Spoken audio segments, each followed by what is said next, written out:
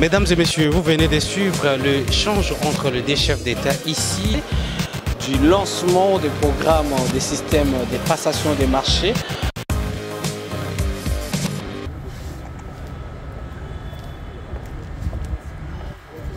La rencontre d'hier se justifie amplement parce que le président de la République, en tant que haute autorité de l'Union sacrée, après beaucoup de temps que nous attendons les institutions, notamment les gouvernements et la mise en place du bureau définitif de l'Assemblée nationale, et devant cette impasse, devant cette crise, il faut le dire et reconnaître, devant cette impatience de la population face aux défis qui sont les nôtres, c'est tout à fait normal que le président nous appelle et nous rappelle à l'ordre. Donc hier, c'était une réunion des rappels à l'ordre, mais aussi il voulait savoir qu'est-ce qui bloquait. Donc les députés se sont exprimés en toute liberté, en toute démocratie, pour dire au président pourquoi il y avait blocage. Donc nous l'avons signifié au président. Et c'est comme ça qu'il nous a rappelé à l'ordre pour tout mettre en place que cette élection puisse avoir lieu.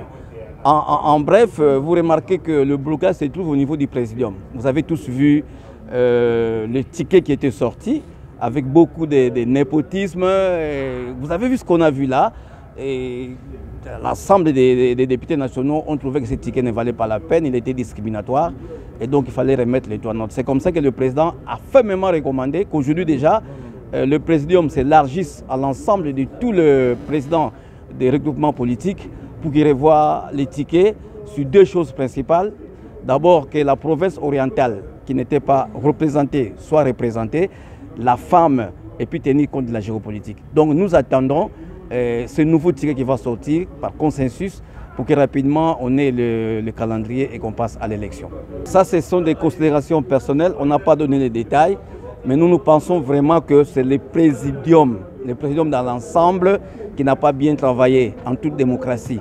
Et moi, ce que j'aurais voulu dire depuis hier, je le dis maintenant, en réalité, le présidium de l'Union sacrée, tel que vous le connaissez, cette tête-là du présidium, on ne devait pas faire en sorte qu'avant les élections, après les élections.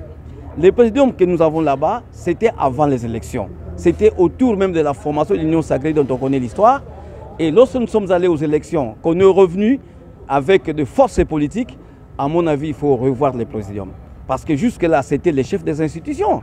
Ceux qui sont là, c'est des chefs des institutions, notamment le Premier ministre, l'ancien président de l'Assemblée nationale, l'ancien président du Sénat, bien sûr le numéro 1 de l'UDPS, et vous avez pratiquement, oui ce que je dis là, les MLC, et puis deux têtes, parce qu'il y a MLC avec sa force qui est venue à l'Union sacrée, et puis vous avez notamment le président Kamer.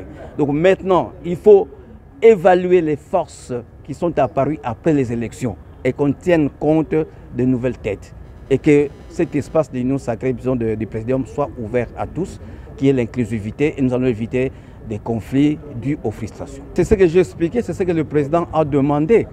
Donc on a demandé au présidium qu'il s'élargisse à l'ensemble des présidents des regroupements politiques pour qu'ils nous mettent un ticket ou des tickets consensuels qui puissent répondre à l'attente, non pas seulement des populations, mais l'ensemble des députés. Et lorsqu'on va trouver ces tickets, il y aura rapidement un calendrier et j'espère que d'ici une semaine, nous allons passer aux vraies élections du bureau définitif. Je voudrais prendre dans des polémiques. Ici, il est clair que ce n'est pas la Constitution, c'est un problème du présidium. Le présidium a mal travaillé, il nous a présenté des mauvais tickets qui n'ont pas mis d'accord l'ensemble des députés que nous sommes. Et c'est ce que nous sommes en train de refaire sur recommandation du chef de l'État. Voilà ce que je dis. Nous disons merci à Dieu. Merci à Dieu parce qu'il nous a donné un président qui est sage. Ces jours-là, je vous disais qu'il n'y aurait peut-être pas les élections les samedis. Parce qu'il n'y avait pas une représentation nationale qui était copte. Nous vous disons sincèrement, nous servons sa sagesse. Parce que la grande orientale va se retrouver par rapport à ces instructions. Et en même temps, il nous a ajouté qu'il y a quand même de la jarre. Comme lui, il est le champion de la masculinité positive. Il nous a dit que la grande province orientale doit se retrouver. Mais ça doit être une femme. Et c'est ce que nous sommes en train de faire. Les autres choses, nous allons en parler après. Lui-même, il a dit, le président dit qu'il y aura des restructurations. Et ça ne dépend pas de nous. Et puis ça va être comme ça. Il a dit qu'on a des gens qui sont rodés. Rodés, c'est-à-dire qu'ils doivent comprendre la nation. Et le problème de la République, c'est aussi ça. Non, mais écoutez, je vous avais dit ce jour-là que l'honorable Boss, qui est mon camarade de l'UNICEF, n'a rien à perdre, rien à gagner pour cette République. S'il ne sera pas là, je crois que le président, avec sa sagesse, il va être quelque part. C'est rien que ça. Pour vous informer de l'essentiel de l'actualité en République démocratique du Congo, il vous suffit de vous abonner sur Top 243 News TV. Également nous lire sur www.top243news.com. Au nom de toute la rédaction, nous vous remercions.